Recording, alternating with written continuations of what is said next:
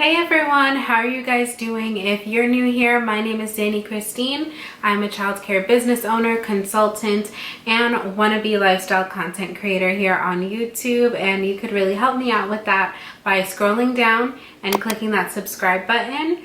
Also, be sure to turn on that notification bell so that you can be notified every single time I post a new video here on my channel. I am not currently following any sort of consistent schedule, so clicking that notification bell will definitely help you to be notified when I post. This is going to be a really quick video just to give you guys some insight into how I have been implementing virtual learning or distance learning, whatever you want to call it, in my childcare program. I know that a lot of centers around the world have started implementing some sort of online distance learning during these times, understandably, because some programs have been forced to close, some programs voluntarily closed, and some programs just have families that are choosing to stay home even if they're open. My program falls into the category of we are open. We've actually been open this whole time, and I do have several other videos on my channel that talk about my experiences staying open throughout the past couple of months. But while we are open, we're only seeing about 30% attendance than we usually do prior to this pandemic. So that means about 70% of the families and children that would normally be entering our program are either choosing to stay home or might have lost their jobs, or for one reason or another, their kids are not coming through our doors. As a business, thinking about business continuity, it was important to me to make sure that we do all that we can to keep in touch with those families and those children throughout the duration of this crisis, so that we can make sure they reach back out to us beyond the pandemic part of this situation.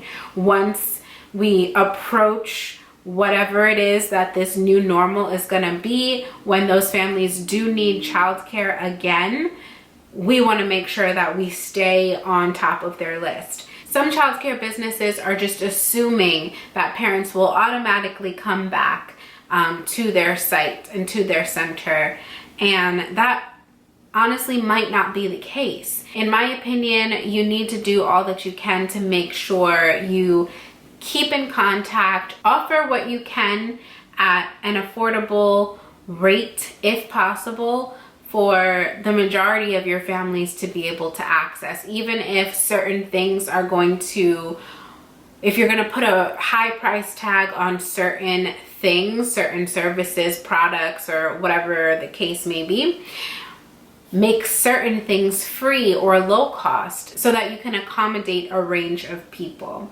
And that's what we have done. Before I get into that, I do want to mention that this Thursday, May 14th at 2 p.m. Eastern Standard Time, I will be a panelist on the Hi Mama Helps webinar that is entitled Tips from the Front Line. It will be myself and another childcare provider that is on this webinar, and I will leave the link down below if I can for you guys to register for the webinar if you would like to join in and see what I have to say about how I have been operating throughout this time. And I believe you will even have the opportunity to ask questions and get some immediate feedback and answers to your questions, not only from myself, but from other experts within the industry. I also want to mention that for those of you that do not have childcare businesses yet, but are thinking about opening one, or if you did just open one and need some help with some of the startup processes and maybe procedure ideas, employee management ideas, and things like that, I do have several courses for childcare business owners listed on childcaresites.com/courses. And I have a promotion going on right now that ends on Friday, May 15th, where if you book a consultation with me, you can get all those courses for free. And you can do that by going to childcaresites.com/JennyChristine in order to book an individual private video consultation with me, so that you can get any direct answers to whatever questions you might have within the childcare business ownership community. So about my virtual classes. In my program, one of the very first things that I did was create a distance learning page on our website. I created my center's website on my own. I also offer website design services whenever I can. On childcaresites.com is how you can book that as well. But I edited our website immediately to add in a distance learning page, because overnight we lost 70% of our enrollment.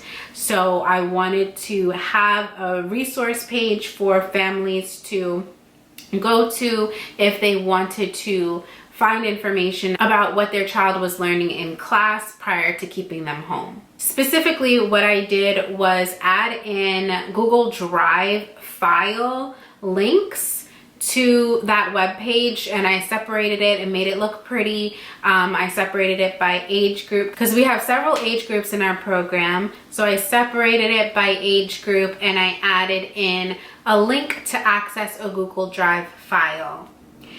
Now, when you do that, whatever is in the file that you now made shareable for anybody to click on, whatever is in that file, whenever it's updated or things are removed or added in, whoever has that link can see what's in that file.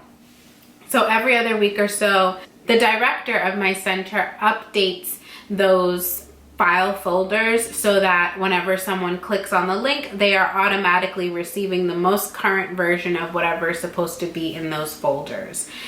That is free and accessible to anybody that wants to get information or resources on early childhood worksheets, activities, crafts, whatever the case may be. All of that is there and accessible for anyone to use.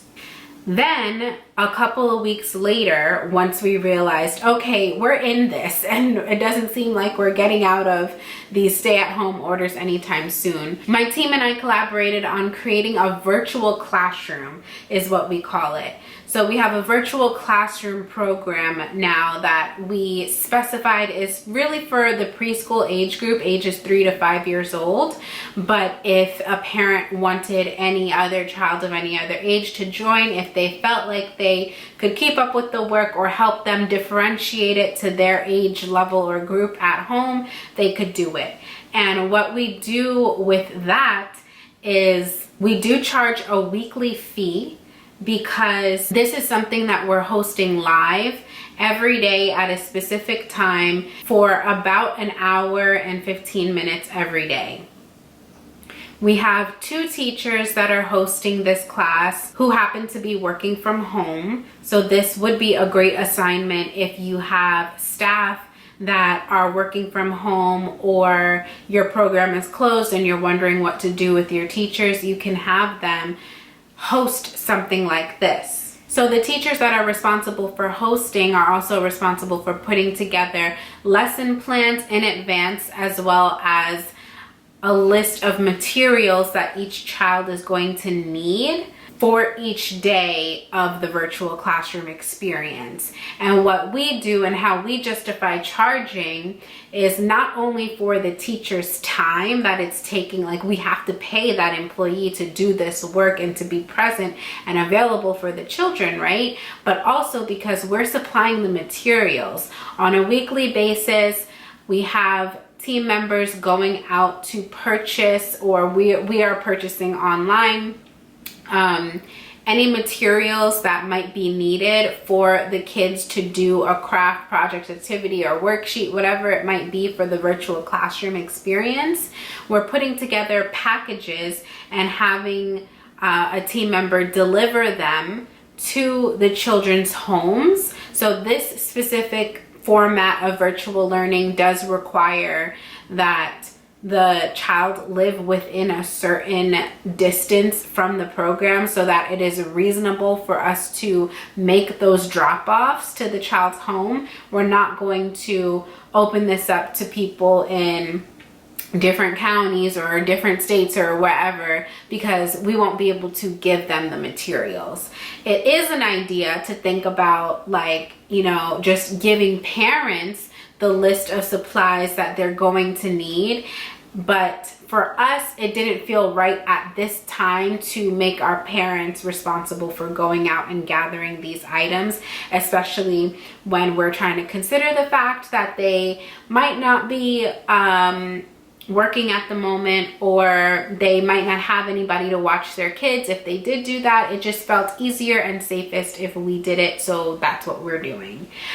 And I will tell you that we actually did such a great job at establishing this procedure and implementing it and advertising to the community that we have this available, that we had a couple of new children that were not even enrolled in our program before reach out and ask to join our virtual classroom. So we have newly registered kids in our program that have never even stepped foot in our program, and they're paying us a weekly fee to be a part of this virtual classroom experience.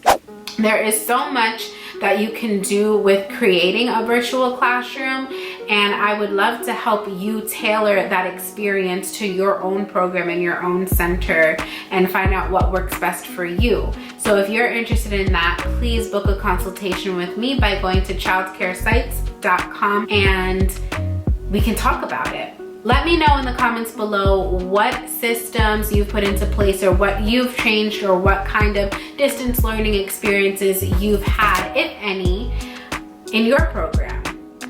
And be sure to follow me on Instagram at Dani Christine Consulting. And I will see you guys in the next one. Bye-bye.